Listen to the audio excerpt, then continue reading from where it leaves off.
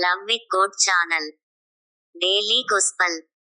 மத்தேயு நற்செய்தியிலிருந்து வாசகம். அதிகாரம் 12. இறைவார்த்தைகள் 14 முதல் 21 வரை.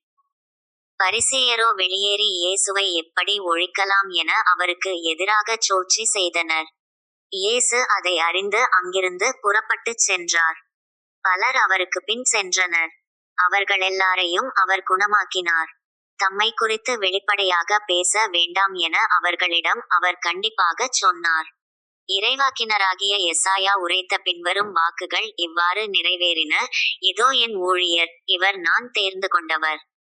இவரே என் நண்பர், இவரால் என் நெஞ்சம் பறிபடைகிறது. இவருள் என் ஆவி தங்கும்படி செய்தேன். இவர் மக்களினங்களுக்கு நீதியை அறிவிப்பார். இவர் சண்டை சச்சரவு செய்ய மாட்டார், கூக்குரலிடமாட்டார், தம் குரலை தெருவில் எழுப்பவுமாட்டார். நீதியை வெற்றி பெறச் செய்யும் வரை நெரிந்த நாணலை முறியார், புகையும் திரியை அணையார். எல்லா மக்களினங்களும் இவர் பெயரில் நம்பிக்கை கொள்வர். இது ஆண்டவர் வழங்கும் அருள்வாக்கு. இறைவா, உமக்கு நன்றி.